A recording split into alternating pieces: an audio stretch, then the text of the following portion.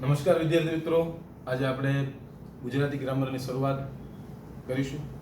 કારણ કે મોટાભાગની એક્ઝામની અંદર ગુજરાતી ગ્રામર છે 20 થી 25 માર્કનું પૂછાતું હોય છે અને એની અંદર પણ આપેલું હોય છે કે ભાઈ કેવા કેવા પ્રશ્નો એમાં પૂછાઈ શકે.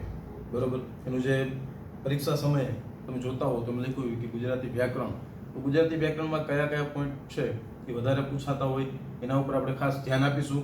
અને સાથે સાથે છે તો એક બીજી વસ્તુનું પણ આપણે ધ્યાન રાખીશું કે ગુજરાતી ગ્રામર છે પાયાથી શરૂઆત કરીશું.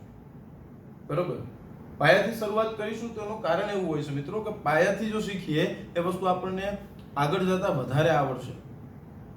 તો પાયાથી શીખવું તો સૌથી પહેલા આજે આપણે શીખવાનું છે વર્ણપટ. વર્ણપટ એટલે શું? તો કે કલમખડીઓ.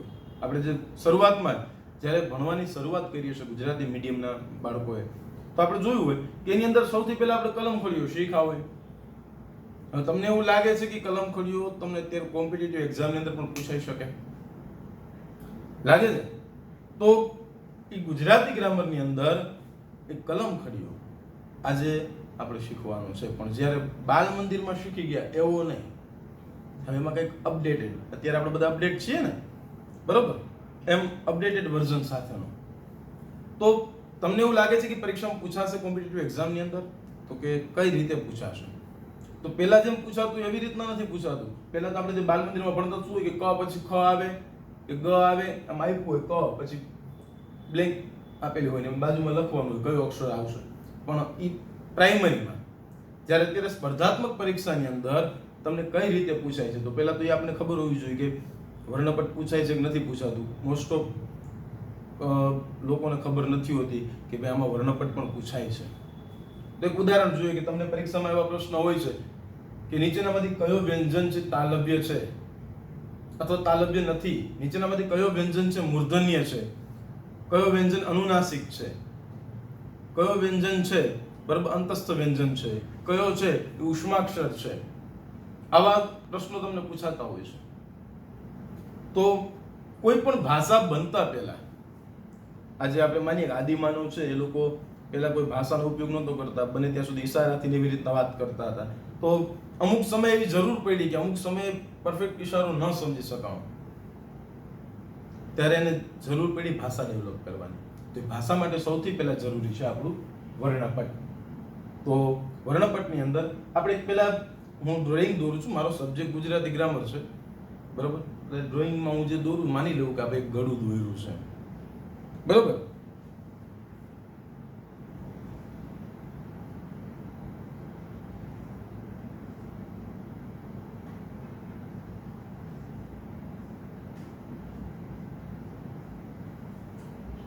ડ્રોઈંગ મારો વિષય નથી એટલે બને ત્યાં સુધી હું સારું ડ્રોઈંગ દોરવાની કોશિશ કરી છું, પણ આપણું ડ્રોઈંગ જ આ પ્રમાણે છે.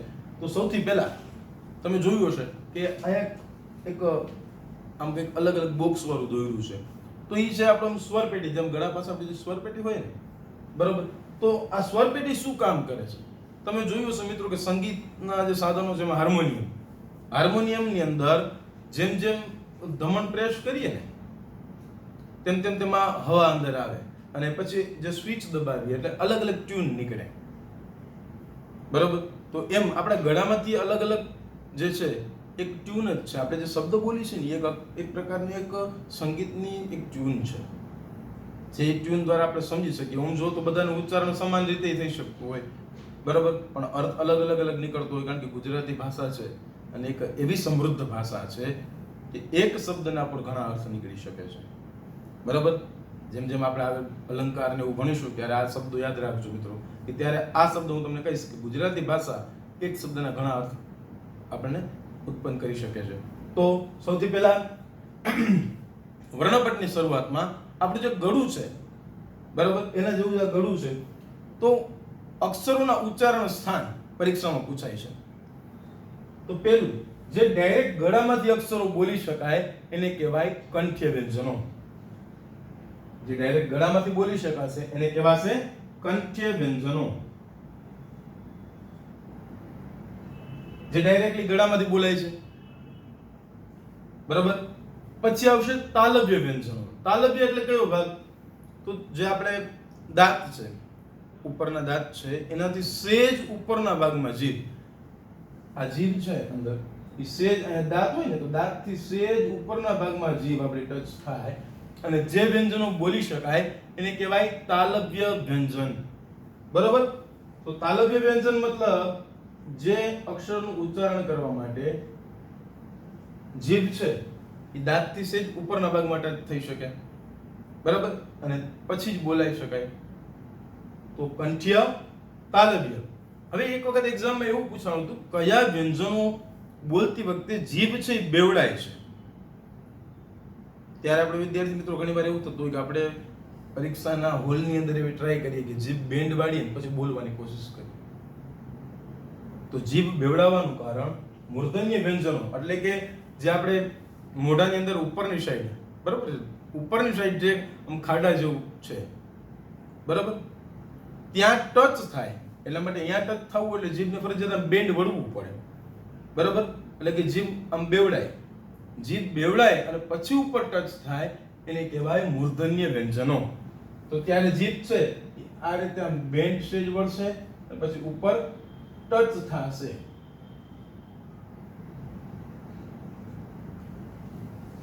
નોર્મલી તમે મંદિરે દર્શન કરવા જતા હો તો ત્યારે તમે જુઓ કે આ રીતે આમ જઈને આપણે પગે લાગીને પછી આમ રીતે ઘંટડી વગાડીએ. બરાબર? તો એ સમયે આપણે હાથ આ રીતે આમ બેન્ડ વાળીશું, પછી આ રીતે ઘંટડી વાગશે. બરાબર? તો હાથ જ્યારે બેન્ડ વળે અને ઘંટડી વાગે એવી રીતે જીભ છે આ રીતે આમ બેન્ડ વળશે આ આકારમાં અને પછી જ્યારે ઉપર ટચ થશે અને જે અક્ષરો બોલાશે એ અક્ષરને કહેવાશે મૂર્ધન્ય વ્યંજનો. કંઠ્ય, તાલવ્ય, મૂર્ધન્ય. પછી આવશે આપણા દંત્ય વ્યંજનો. દંત્ય વ્યંજનો એટલે આપણી જીભ છે એ દાંતને સ્પર્શ કરશે, ટચ થશે અને પછી જે બોલાશે એને કહેવાશે દંત્ય વ્યંજનો. કંઠ્ય, તાલવ્ય, મૂર્ધન્ય ને દંત્ય. હવે જો કંઠ્યમાં છે એ સીધે સીધો ગળામાંથી અવાજ આવશે ત્યારે કંઠ્ય. જીભ છે તાળવાના જે દાંતની ઉપરનો ભાગ તાલુ કહેવાય તેને ટચ થશે ત્યારે બોલાશે ને કહેવાય તાલવ્ય. જીભ બેવડાશે અને ઉપરના ટેકરા જે આમ ખાડા જેવો ભાગ છે, ટેકરો નહીં સોરી ખાડા જેવો ભાગ છે, ત્યાં ટચ થશે અને બોલાશે એને કહેવાય મૂર્ધન્ય. પછી જ્યારે જીભ છે એ દાંત સાથે સ્પર્શ થશે અને પછી જે અક્ષરો બોલાશે એને કહેવાય દંત્ય. પછી બંને હોઠ ટચ થાય અને જે બોલાય વ્યંજનો એને કહેવાશે ઓષ્ઠ્ય વ્યંજન. બરાબર? તો આ બધા વ્યંજનો આપણે ભણી તો ગયા છીએ પણ એનું ઉચ્ચારણ સ્થાન આપણે હવે શીખવાનું છે. તો સૌથી પહેલા આપણે શરૂઆત કરીએ તો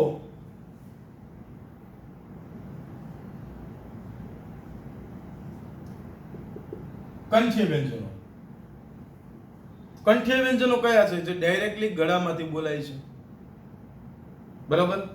તો ડાયરેક્ટલી જે ગળામાંથી બોલી અને એનું ઉચ્ચારણ થાય છે એ કંઠ્ય વ્યંજનો.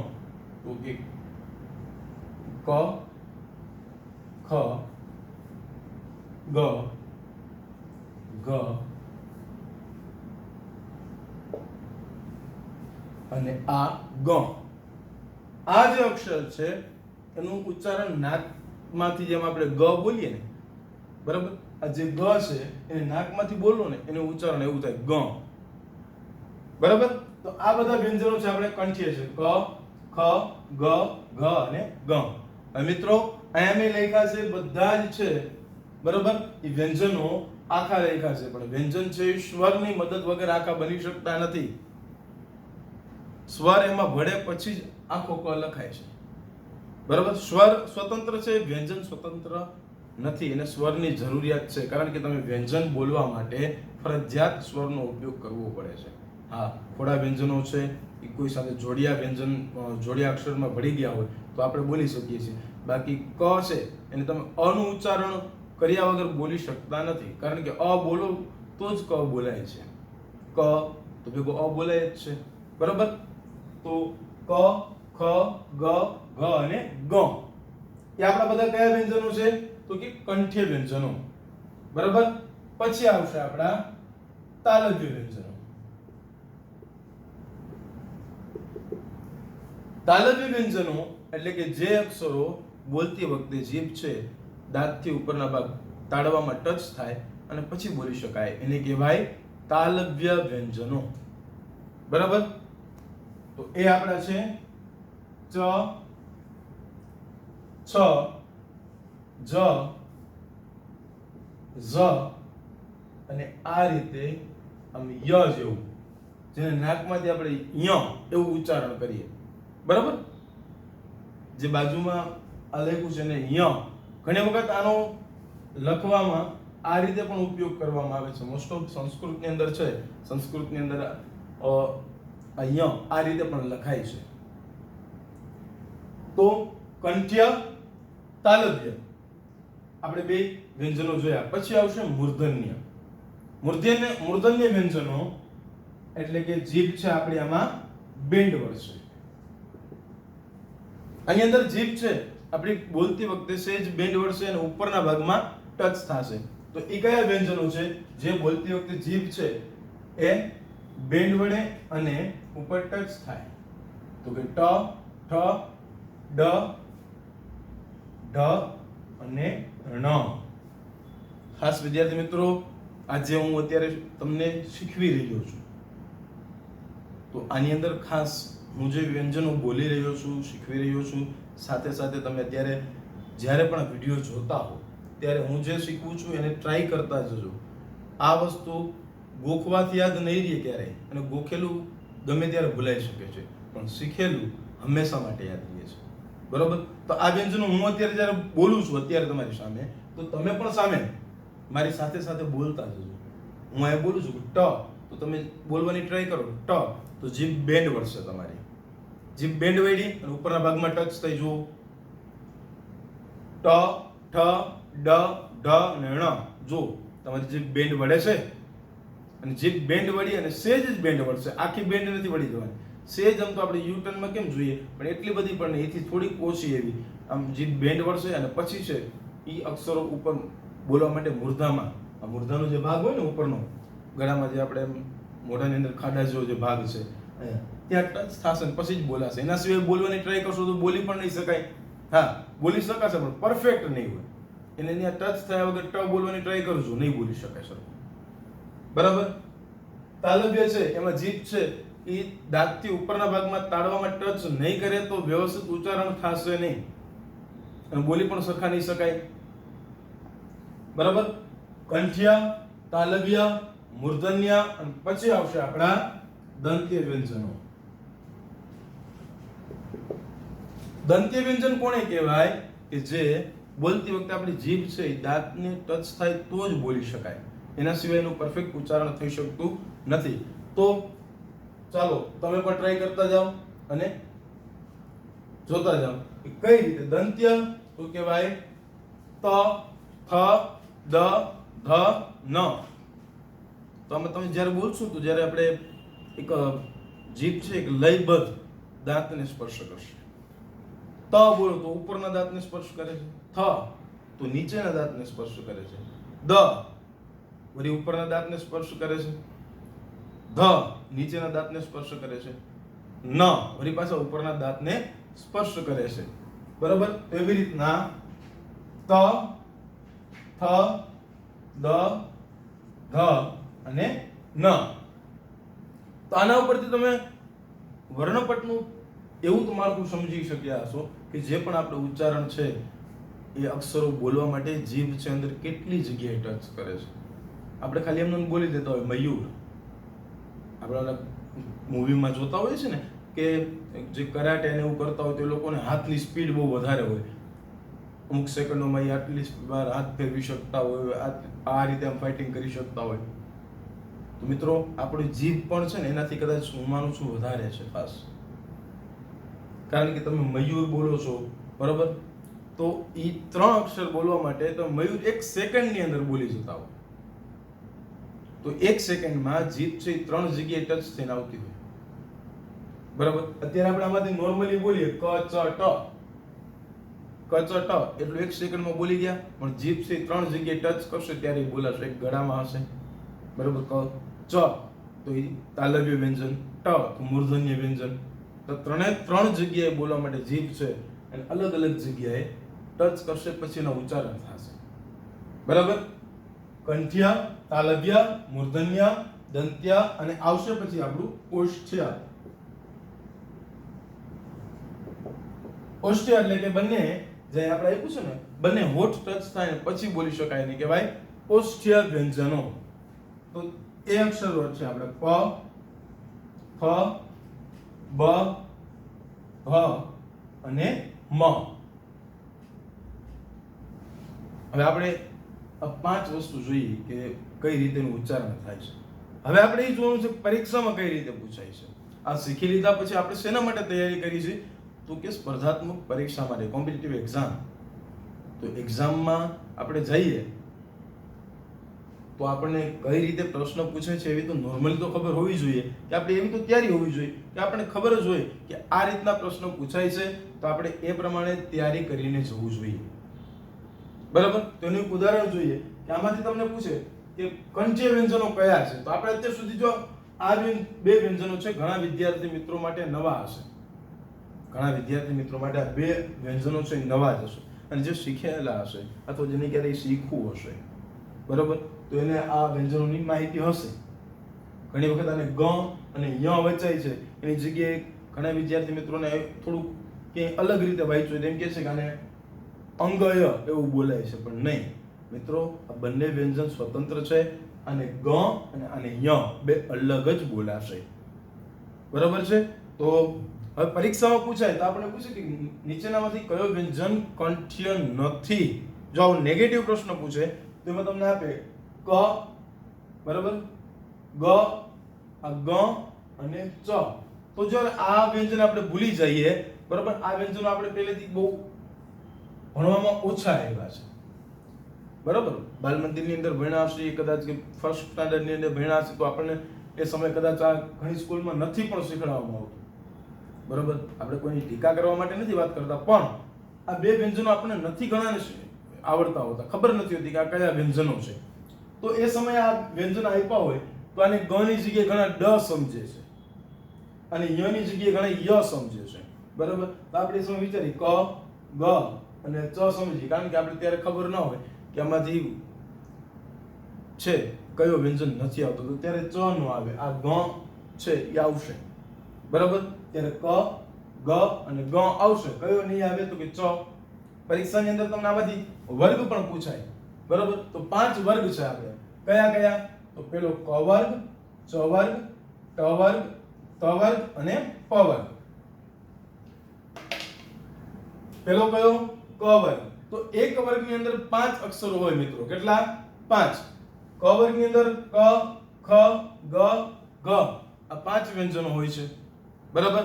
તો આમાંથી મેં જેમ તમને પૂછ્યું હતું કંઠ્ય વ્યંજન, તો કંઠ્ય વ્યંજન ન પૂછે એની જગ્યાએ તમને એમ પણ પૂછી શકે કે ક વર્ગની અંદર કેટલા અક્ષરો આવે અથવા એમ પણ પૂછે કે આમાંથી નીચેનામાંથી કયો વ્યંજન છે એ ક વર્ગનો નથી બરાબર. તો આ 5 વર્ગ ક, ચ, ટ, ત અને પ. ત વર્ગની અંદર કયા આવે તો કે ત, થ, દ, ધ અને ન. આ ત વર્ગ પણ છે અને દંત્ય વ્યંજન પણ છે. તો અમે દંત્ય પણ પૂછી શકે અને ત વર્ગ પણ પૂછી શકે. દંત્ય વ્યંજન ત, થ, દ, ધ, ન અને ત વર્ગમાં તો પણ ત, થ, દ, ધ અને ન. ટોટલ 5 વર્ગ છે ક, ચ, ટ, ત અને પ. અને એક વર્ગની અંદર કેટલા વ્યંજનો આવે તો એક વર્ગની અંદર 5 વ્યંજન અને વર્ગ પણ 5 બરાબર. તો 5 વર્ગની અંદર પેલો ક, બીજો ચ, ત્રીજો ટ, ચોથો ત અને પાંચમો પ બરાબર. આ 5 વર્ગો છે. તો આપણે જોઈએ કે વર્ગ કેટલા 5 બરાબર. ક વર્ગ, ચ વર્ગ, ટ વર્ગ, ત વર્ગ અને પ વર્ગ. હવે કોઈ તમને પૂછે કે વર્ગીય વ્યંજનો કેટલા, આવો પ્રશ્ન છે એ પૂછે ત્યારે કન્ફ્યુઝન કરી દે. વર્ગીય વ્યંજન 5 વર્ગ છે ને 5 વર્ગમાં 5 અક્ષરો તો 25 25 5 ગુણ્યા 5 એટલે 25. કારણ કે એક વર્ગની અંદર 5, બીજા વર્ગની અંદર 5, ત્રીજા વર્ગની અંદર 5, ચોથા વર્ગની અંદર 5 અને પાંચમા વર્ગની અંદર. તો વર્ગ પૂછે તો 5 પણ વર્ગીય વ્યંજન પૂછે તો 25. વર્ગીય વ્યંજન 25 થશે. કયા કયા? તો ક થી લઈ અને આ મ સુધીના બધા જ વ્યંજનો એને કહેવાશે વર્ગીય, કારણ કે બધા વર્ગની અંદર આવેલા છે. બરાબર, આ ક વર્ગની અંદર આવેલા વ્યંજનો, આ ચ વર્ગની અંદર આવેલા વ્યંજનો છે બધા, આ ટ વર્ગની અંદર આવેલા વ્યંજનો છે, આ ત વર્ગની અંદર આવેલા બધા વ્યંજનો છે, અને આ પ વર્ગની અંદર આવેલા છે. તો બધા જ પાંચે પાંચ વર્ગના પાંચ પાંચ વ્યંજન. બરાબર, એટલે ટોટલ થશે આપણું 25 વર્ગીય વ્યંજન. અને ઘણીવાર પરીક્ષામાં એમ પૂછે છે કે સ્પર્શીય વ્યંજનો. તો સ્પર્શીય વ્યંજનો પણ આ જ 25, આ ક થી લઈ અને મ સુધીના આ બધા વ્યંજનો છે, સ્પર્શીય વ્યંજનો છે. જ્યારે દીર્ઘ છે, બરાબર, ક્યાંક ને ક્યાંક સ્પર્શ થાય છે અને પછી બોલાય છે, એને કહેવાય છે સ્પર્શીય વ્યંજનો. મિત્રો, તો આની અંદર ક થી લઈ અને મ સુધીના સ્પર્શીય વ્યંજનો પણ 25 જ રહેશે. બરાબર, વર્ગના 5, વર્ગીયના 25. એવી રીતના સ્પર્શીય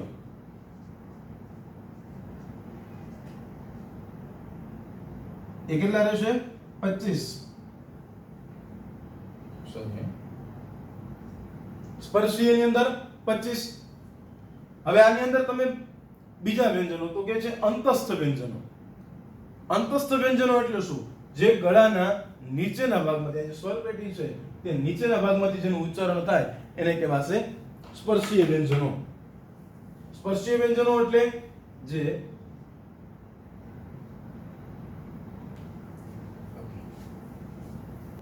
સોરી મિત્રો, સ્પર્શીય ને અંતસ્થ વ્યંજનો. અંતસ્થ વ્યંજનો કેને કહેવાશે? જે આપણી સ્વર પેટી છે એના નીચેના ભાગમાંથી જેનું ઉચ્ચારણ થાય એને કહેવાય અંતસ્થ વ્યંજનો. અંતસ્થ વ્યંજનો જે સ્વર પેટીના નીચેના ભાગમાંથી બોલાશે એ આપણા બનશે અંતસ્થ. બરાબર, તો એ કયા વ્યંજનો છે જેનું સ્વર પેટીના નીચેના ભાગમાંથી ઉચ્ચારણ થાય છે? ય, ર, લ અને વ. આ બધા અંતસ્થ વ્યંજનો છે જે સ્વર પેટીના નીચેના ભાગમાંથી બોલાય છે. જ્યારે ઘણી વખત આપણે આ વ્યંજનો બોલીએ તો એનું બીજું પણ છે કે આમ હૃદય પાસે છે કંપારી થાય, ગળા પાસે છે વધારે થોડુંક કંપન ને એવું તમને એનો અહેસાસ થઈ શકે છે. બરાબર, કે આજે આમ હૃદય પાસે આપણે બોલીએ તો ઘણા કે હૃદયમાંથી આમ અવાજ આવતો એવું લાગે. કારણ એનું પાછળનું કારણ છે કે જેમ તમે સ્પીકર છે, જે બાજુ એનું સ્પીકર આ રીતે હોય તો આ બાજુ એનો અવાજ વધારે જાય, પાછળ છે થોડો ઓછો જાય. બરાબર, આગળ થોડું વધારે આવે. તમે ક્યારે ટીવી જોતા હોય તો સ્પીકર પાસે ઉભા રહ્યો તો એનો અવાજ તમને સીધો ડાયરેક્ટ વધારે મળશે ને, અને સેજ પાછળ ઉભા રહ્યો, સ્પીકરની પાછળ ઉભા હો તો અવાજ મળશે, ના નથી પણ ઓછો આવશે. બરાબર, એમ જ્યારે અંતસ્થ વ્યંજનો બોલો તો આ બધા વ્યંજનો કરતા એટલા જોરથી તો નહીં જ બોલી શકે. તમે રાડ પાડીને આ જેટલા અક્ષરો બોલી શકશો, બૂમ પાડીને જેટલું મોટેથી બોલવાની ટ્રાય કરો તો આ બધા વ્યંજનો બોલી શકાય. એટલા જ ઉચ્ચારણમાં જે અવાજ છે એ આ અંતસ્થ વ્યંજનોની અંદર થોડાક ઓછા આવશે. બરાબર છે, તો એ અંતસ્થ વ્યંજનોની અંદર ય, ર, લ અને વ, કારણ કે એનું ઉચ્ચારણનો સમય છે એની સ્વર પેટીના નીચેના ભાગમાંથી અવાજ આવે છે, તો થોડો અવાજ નીચે જશે, આપણે અંદર થોડો અવાજ જશે, પછી અવાજ બહાર આવશે. બરાબર, તો એને કહેવાય અંતસ્થ વ્યંજનો. બરાબર, કંઠ્ય, તાલવ્ય, મૂર્ધન્ય, દંત્ય, ઓષ્ઠ્ય, પછી આવશે અંતસ્થ, પછી આવશે ઉષ્માક્ષર.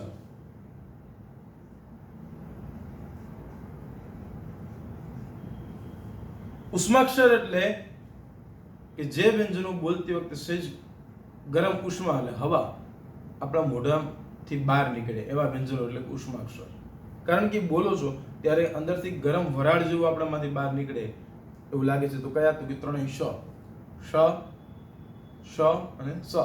તો ત્રણેય, પહેલો મેંઢાવાળો, શ ફાડ્યો અને પછી સસલાવાળો. આ ત્રણેય સ છે આપણા ઉષ્માક્ષર છે. બરાબર, અંતસ્થ ઉષ્માક્ષર. બરાબર, હવે આપણે જોયું કંઠ્ય, તાલવ્ય, મૂર્ધન્ય, દંત્ય, ઓષ્ઠ્ય, અંતસ્થ અને ઉષ્માક્ષર. હવે આની અંદર પણ બીજું થોડું ઘણું શીખવાનું છે. તો કે આમાંથી પરીક્ષામાં એવું પણ પૂછાય છે કે ય અને વ, ય અને વ એ બે કંઈક અક્ષરો જુઓ તો ઓમ બંને છે ને સ્વર છે અને બંને સ્વર ભેગા થઈને વ્યંજન બન્યા છે. બરાબર, આમાંથી ય અને વ છે બંને સ્વર ભેગા થઈ અને વ્યંજન બન્યા છે. બે સ્વર કયા કયા? તો કે ય છે એની અંદર બે સ્વર ભેગા થાય તો આપણે જોઈએ ઈ વત્તા અ એનું ઉચ્ચારણ થશે ય. આમ જો તો એ વ્યંજન છે પણ બે સ્વર ભેગા બની અને બને છે ઈ. બે સ્વર ભેગા થઈ અને એક વ્યંજન બને છે. તો આ બે વ તો કે ઉ પ્લસ અ તો ત્યાં બને છે વ. તો આ ય અને વ એ આપણા બનશે અર્ધ સ્વર અને અર્ધ વ્યંજન. અર્ધ સ્વર અર્ધ વ્યંજન એટલે જે બંને સ્વર ભેગા થવાના કારણે એક બને છે વ્યંજન. એટલે ઓમ જો તો એ અર્ધો સ્વર છે અને અર્ધો વ્યંજન છે. તો ય અને વ અર્ધ સ્વર અને અર્ધ વ્યંજન. પછી છે ર, જેનું ઉચ્ચારણ રેફ ધ્વનિ તરીકે પણ કહેવાય છે. જ્યારે બોલો ત્યારે જીભની બંને બાજુ તેનું કંપન થાય છે. બરાબર? તો એ આપણું બનશે ર છે એ આપણું બનશે રેફ ધ્વનિ.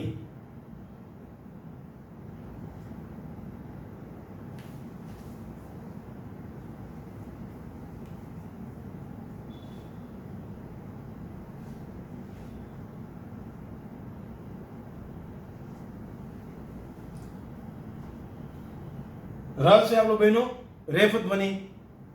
હવે આપણે જોઈએ તો આની અંદર પરીક્ષામાં પૂછાઈ શકે એવા આ ચારમાંથી તમને આપ્યું હતું કે ય, ર, લ અને બીજો કોઈ પણ અક્ષર આપે અને એમાં પૂછે આમાં નીચેનામાંથી કયો અક્ષર છે એ અર્ધ સ્વર અર્ધ વ્યંજન છે. નીચેનામાંથી કોઈ પણ ચાર અક્ષર લઈને એમ કે નીચેનામાંથી કયો રેફ ધ્વનિ છે. બરાબર? પછી આવશે આપણું હ અને ળ. તો ળ છે એને થડકાર વાળો વ્યંજન કહે છે. થડકાર વાળો એટલે કે જે બોલતી વખતે જીભ છે એમાં થડકો સેજ લાગે. થડકો આપે એટલે કે જીભ બોલો ત્યારે જીભ સેજ ળ બોલો ત્યારે આપણી જીભ છે એ સેજ પછડાટ લે. એને કહેવાય થડકાર વાળો વ્યંજન. બરાબર? તો આપણે વિદ્યાર્થી મિત્રો આમાંથી ઘણું આપણે નવું નવું જાણવા મળતું હશે તમને. તો આટલું શીખ્યા તો આપણે થતું હશે કે અહીંયા પૂરું થઈ ગયું. નહીં. તો હજી આપણે જેમ બાલ મંદિરમાં શીખવા ગયા ને ત્યારે પણ આ કલમ ખડી આપણે ઘણી વાર રડાવ્યા છે. ના આવડે એટલે ટીચર ખીજાય, ઘરેથી ખીજાય કે આટલું નથી સમજાતું, આટલું નથી આવતું. એ જ કલમ ખડી આજ પાછો આપણને રોવડાવવા માટે આવ્યો છે. થોડું રોવડાવવા માટે એટલે કે થોડુંક ત્યારે શીખાતા અને આજે એમાંથી ઘણું શીખવાનું છે. આટલું આપણને સમજાણું હશે ને? બરાબર? તો હવે આ કંઠ્ય, તાલવ્ય, મૂર્ધન્ય, દંત્ય, ઓષ્ઠ્ય આવા એના ઉચ્ચારણ સ્થાન છે. કયા અક્ષરો કયા ઉચ્ચારણથી કઈ ઉચ્ચારણ સ્થાનથી બોલાય છે એવું પણ તમને પરીક્ષામાં પૂછી શકે. તો આમાંથી કોઈ પણ તમને પરીક્ષામાં પૂછવા માટે કોઈ પણ ચાર અક્ષર લઈ લઈને કયો એમ કહી દઈએ કે આમાંથી કયો અક્ષર જુદો પડે છે. હા, આવું પણ પરીક્ષામાં પૂછાય છે. ધારો કે કોઈ પણ આપણે લઈએ અક્ષર અને તમને પરીક્ષામાં પૂછવા માટે એવું પણ કહે એ લોકો કે આમાં આપ્યું હોય ટ, ઠ, ડ અને ફ. આમાંથી કયો અક્ષર છે એ જુદો પડે છે. તો ટ, ઠ અને ડ એનું ઉચ્ચારણ કયું છે? મૂર્ધન્ય. ટ, ઠ અને ડ. અને ફ છે એનું ઉચ્ચારણ કયું છે? ઓષ્ઠ્ય. તો આ ફ જુદો પડે છે. આવી રીતના પણ પરીક્ષામાં તમને પૂછાઈ શકે. બરોબર છે? આટલું સમજાઈ ગયું છે? હવે આ જે અક્ષરો છે બરાબર, તો એની અંદર અનુનાસિક વ્યંજનો અથવા નાસિક્ય વ્યંજન. અનુનાસિક એટલે કે જેનું ઉચ્ચારણ નાકમાંથી થતું હોય.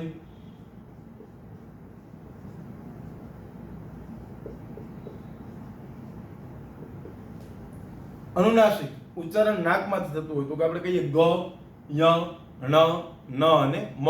તો બધા અક્ષરોનું ઉચ્ચારણ નાકમાંથી થાય છે. હવે આનું બીજું નામ નાસિક્ય પણ છે. એટલે અનુનાસિક કે નાસિક્ય જે પણ પૂછે અક્ષર એના એ જ રહેશે, એમાં કોઈ ફેર પડશે નહીં. બરાબર? આમાંથી પણ એવું પણ પૂછી શકે કયો વ્યંજન અનુનાસિક છે? તો ગ, ય, ણ, ન અને મ. બરાબર? આના સિવાય કોઈ પણ અક્ષર છે અનુનાસિક બનતો નથી. આટલું સમજાણું? મારી સાથે સાથે તમે પણ આની પ્રેક્ટિસ થોડી કરશો તો તમને આરામથી આવડી જશે અને કોઈ ગોખવાની જરૂરિયાત નથી અને કોઈ જ આમ વધારે ગોખણપટ્ટી કે કંઈ વધારે આમ એના કરતાં જે પણ અત્યારે આપણે શીખી રહ્યા છીએ આટલું મગજમાં ફિટ થઈ જશે તો પણ ઘણું છે. બરાબર. જે સ્પર્ધાત્મક પરીક્ષાની અંદર આવા પ્રશ્નો જે છે એ આપણને 1 થી 2 માર્ક અને આપણે એમ કહેવાય ને ટીપે ટીપે સરોવર ભરાય. બરાબર. તો એ જ અનુલક્ષીને આપણે આમાં ચાલવાનું હોય છે. આવા જ્ઞાનના ટીપા ભરી અને આપણું જ્ઞાનનો સમુદ્ર બનાવવાનો છે. તો એ જ પ્રમાણે આટલી વસ્તુ તમને સમજાઈ ગઈ હોય તો હવે આની અંદર હજી બીજું થોડું શીખવાનું છે.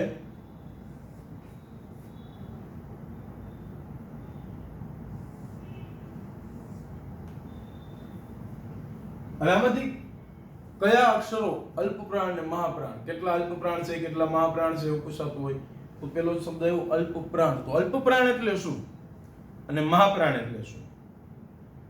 કારણ કે જ્યાં સુધી આપણને એનો અર્થ જ નહીં ખબર હોય તો લખી નાખવાથી કંઈ આવડી જવાનું નથી. આવડશે નહીં ને એટલે આપણે ગોખવું પડશે. ગોખવું ક્યારે પડે? જ્યારે સમજાય નહીં ત્યારે. બરાબર. તો અલ્પપ્રાણ એટલે કે જે અક્ષરો બોલતી વખતે ઓછા શ્વાસની જરૂર પડે. બરાબર. એને કહેવાય અલ્પપ્રાણ. ઓછા શ્વાસની જરૂર પડે. ઓછા એટલે કે અલ્પ અને શ્વાસ એટલે કે પ્રાણ. જે અક્ષરો બોલતી વખતે ઓછા શ્વાસની જરૂર પડે એવા અક્ષરને કહેવાય અલ્પપ્રાણ અને જે અક્ષરો બોલતી વખતે વધારે શ્વાસની જરૂર પડે એને કહેવાય મહાપ્રાણ. બરાબર. તો પેલું છે આ તો ક, ચ, ટ, ત અને પ. આ અક્ષરો બોલો તો તમને શ્વાસની ઓછી જરૂરિયાત લાગશે અને આરામથી સરળતાથી બોલાઈ શકશે. બરાબર. તો આ ઓછા શ્વાસથી બોલાય છે તો આને કહેવાશે અલ્પપ્રાણ. પણ એની સામે તમે જો આ અક્ષર બોલો ખ, છ, ઠ, થ અને ફ. આ વ્યંજનો બોલવામાં વધારે શ્વાસ વપરાયો. આ અક્ષરમાં જેટલો વપરાતો હતો એના કરતાં વધારે વપરાય છે. ઓલું ક, ચ, ટ, ત, પ એમાં શ્વાસ ઓછો જોયો. બરાબર ને? એમાં શ્વાસની ઓછી જરૂરિયાત રહી છે. જ્યારે આની અંદર તમારે શ્વાસની વધારે જરૂરિયાત પડશે તો એને કહેવાશે મહાપ્રાણ.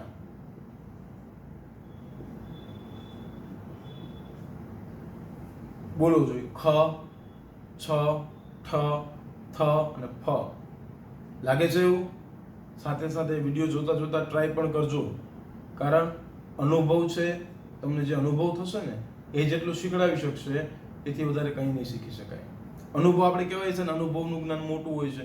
એમ તમારે આ બોલતા જશો એટલે તમને અનુભવ થશે કે ના હા આવું થાય છે. આ રીતે જે રીતે આપણે વિડીયોમાં જોઈએ છીએ, જે રીતે આપણે શીખીએ છીએ એ જ રીતે આમાં શીખવા મળે છે. જે શીખવા મળી રહ્યું છે એ પ્રમાણે મારા સાથે આ ઘટના બને છે તો આપણને ખબર પડશે કે ના ભાઈ આ વસ્તુ બને છે તો સાચું છે. તો આ અલ્પપ્રાણ, પછી આવશે મહાપ્રાણ. પછી જુઓ ગ, જ, ડ, દ અને બ. તો એમાં પણ ઓછા શ્વાસની જરૂર પડે છે તો આપણું બનશે અલ્પ પ્રાણ. પછી ઘ, ઝ, ઢ, ધ અને ભ. જો એ અક્ષર જોવો તો ખબર પડી જાય કે અક્ષર જ છે જ આમ વજન દઈને બોલતો હોય એવું લાગે. બરાબર. અને વધારે શ્વાસની જરૂર પડે છે તો એ બનશે આપણું પાછું મહાપ્રાણ. તો અલ્પપ્રાણની અંદર આ 5, મહાપ્રાણની અંદર આ 5 આપેલા છે. વળી અલ્પપ્રાણ પાછા આ 5 છે. આ મહાપ્રાણ. આમ જો તો એક ક્રમ આપેલો છે એકદમ જે આપણે સંસ્કૃતમાંથી જ ગુજરાતી ભાષા ઉતરી છે અને સંસ્કૃત એકદમ સાયન્ટિફિક લેંગ્વેજ છે. દુનિયાની તમામ ભાષાઓમાં સંસ્કૃત વધારે સાયન્ટિફિક માનવામાં આવે છે. કારણ એનું ઉચ્ચારણ સ્થાન, બરાબર, એ બધું સાયન્ટિફિક દ્રષ્ટિએ યોગ્ય માનવામાં આવે છે. બરાબર. તો એ જ પ્રમાણે ગુજરાતી છે એ સંસ્કૃતમાંથી ઉતરીને આવેલી ભાષા છે. તો આપણે જોઈએ તો એ સંસ્કૃત પ્રમાણે જ આપણું આ વર્ણપટ આપેલું છે. તો એ પણ ઉચ્ચારણ સ્થાન બધું સાયન્ટિફિક છે. બરાબર. તો અલ્પપ્રાણ, મહાપ્રાણ, અલ્પપ્રાણ, મહાપ્રાણ. પછી અનુનાસિક જે નાકમાંથી બોલાય છે તે એ કેવા અક્ષરો છે? ગ, ય, ણ, ન ને મ. તો આ બધા પણ અલ્પપ્રાણ છે.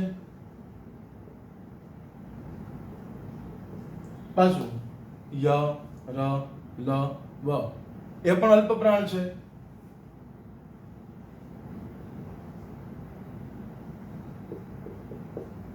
પછી શ બોલો ત્યાં જ ખબર પડી જાય કારણ કે વધારે શ્વાસની જરૂર પડી. તો એ આવશે આપણું શ મહાપ્રાણ અને હ એ પણ બનશે આપણું મહાપ્રાણ. હવે આ વ્યંજનો જોયા તો આની અંદર અલ્પપ્રાણ કેટલા ને મહાપ્રાણ કેટલા આમાં સંખ્યા પૂછે છે. અલ્પપ્રાણ મહાપ્રાણની સંખ્યા પૂછવામાં આવે છે. બરાબર, તો અલ્પપ્રાણ કેટલા તો આપણે જોઈએ તો 5 બરાબર, 5 10 14 સોરી 15 ને 4 19. તો અલ્પપ્રાણની સંખ્યા કેટલી છે 19.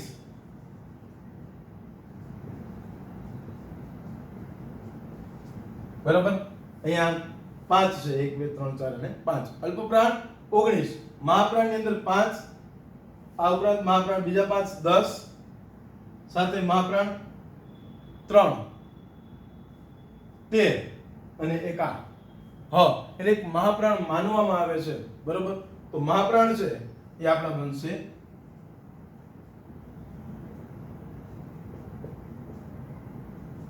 13.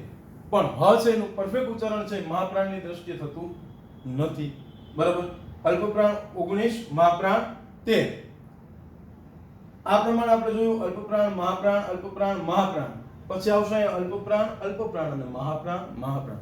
આ બધી વસ્તુ છે એમાં કયા અક્ષરો ક્યાં આવેલા છે અલ્પપ્રાણમાં મહાપ્રાણમાં તને કંઈ યાદ રાખવાની જરૂર નથી. જે પ્રમાણે વર્ગ છે ને એ પ્રમાણે યાદ રાખતા જાવ તો ખબર પડી જાય કે કંઠ્યમાં જે બધા અક્ષરો તાલવ્યના, મૂર્ધન્ય, દંત્યના, ઓષ્ઠ્યના બધા જ જે છે ઉચ્ચારણ સ્થાનના પહેલો અક્ષર છે અલ્પપ્રાણ છે, બીજો મહાપ્રાણ, ત્રીજો અલ્પપ્રાણ, ચોથો મહાપ્રાણ, પાંચમો પાછો અલ્પપ્રાણ. તો 1 3 અને 5, 1 3 અને 5 એ બધા આવશે અલ્પપ્રાણ. બરાબર, પછી આવશે મહાપ્રાણ 2 અને 4 એ આવશે આપણું મહાપ્રાણ. છતાંય આમાં ખાલી તમને સંખ્યા પૂછવામાં આવે છે કેટલા અલ્પપ્રાણ છે અને કેટલા મહાપ્રાણ છે. પછી આપણું આવશે ઘોષ અને અઘોષ વ્યંજનો. બરાબર, ઘોષ વ્યંજનો કેટલા અને અઘોષ વ્યંજનો કેટલા. ઘોષ એટલે કે જેનું ઉચ્ચારણ કરતી વખતે સ્વર પેટીમાં વધારે કંપન થાય, વધારે અવાજ ઉત્પન્ન થાય એને કહેવાય ઘોષ વ્યંજનો. બરાબર, તો જે ઘોષ વ્યંજનો છે બરાબર અને અઘોષ વ્યંજનો, તો આ અઘોષ પેલી બંને લાઈન, કારણ કે બોલતી વખતે સ્વરપેટીની અંદર ઓછું કંપન થાય છે. તો કે ક તમે એના માટે છે ટ્રાય કરવા માટે તમારો હાથ છે ને ગળા ઉપર રાખી અને ટ્રાય કરો તો ક ખ આ રીતે બોલશો ત્યાં ઓછું કમ્પ્રેશન થશે, ઓછું વાઇબ્રેશન આવશે. બરાબર, ક અને ખ ઓછું વાઇબ્રેશન આવશે. ત્યાર પછી તમે બોલશો ગ ઘ ગ. જો મિત્રો તરત ત્યાં આપણું જે વાઇબ્રેશન છે એ વધી જશે, ગળામાં વધી ગયું ને, તો એના કારણે છે એ બધા મહાપ્રાણ બનશે. બરાબર, જ્યારે ઓછું કમ્પ્રેશન એટલે કે ઓછું કંપન થાય તો એને કહેવાય અઘોષ. બરાબર, અને જ્યારે વધારે થશે તો અઘોષ વ્યંજનો કે જે બોલતી વખતે સ્વરપેટીમાં ઓછું કંપન થશે તે અઘોષ બનશે, અને સ્વરપેટીમાં વધારે કંપન એટલે કે વધારે ધ્રુજારી થશે એ બનશે ઘોષ. બરાબર, તો પાછા આ 3 વ્યંજનો છે એ આપણા અઘોષ બનશે. આ આની સાથે જોડાયેલા છે એ બનશે આપણા ઘોષ જ. બરાબર, તો અઘોષ વ્યંજનો છે 10 અને આ 3 13. બરાબર, અઘોષ વ્યંજનો કેટલા છે 13. બરાબર, 5 5 10 અને આ 3 તો આપણા અઘોષ વ્યંજનો 13. અને ઘોષ વ્યંજનોમાં 5 10 15 4 19 અને એક આ હ એ આપણો આવશે ઘોષ વ્યંજનની અંદર. તો ઘોષ વ્યંજનની સંખ્યા બનશે 20. અનુનાસિકની સંખ્યા પણ લખી નાખીએ. અનુનાસિક 5. બરાબર, અલ્પપ્રાણ મહાપ્રાણ વર્ગ કેટલા, વર્ગીય વ્યંજન કેટલા, સ્પર્શીય વ્યંજન કેટલા, અઘોષ ઘોષ અનુનાસિક. બરાબર, પછી અર્ધસ્વર અર્ધ વ્યંજન કેટલા છે 2.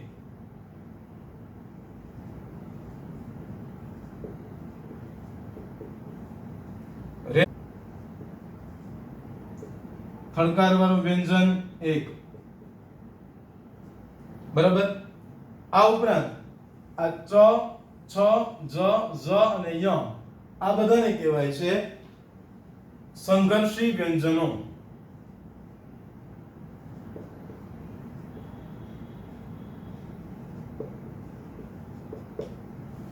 સંઘર્ષી વ્યંજનો એટલે કે જે વ્યંજનો બોલતી વખતે થોડુંક આમ ગળામાં મહેનત કરીને બોલી શકાય, તકલીફ છે જ રહી, છે આમ બોલતી વખતે આમ થોડુંક વધારે આમ આપણે કહેવાય ને કે આમ કોઈ વસ્તુ બોલવા માટે થોડુંક વધારે તાકાત કરવી પડે. સંઘર્ષ ચ, છ, બરાબર. તો આ વ્યંજનો બોલશો ચ, છ, જ, ઝ અને ય, તો બીજા વ્યંજનો જેટલી સરળતાથી બોલાય છે તેટલી સરળતાથી આ નહીં બોલી શકાય.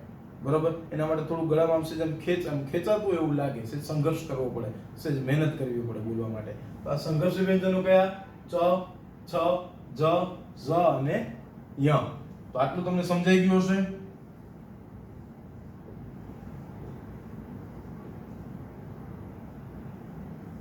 સંઘર્ષી વ્યંજનો 5.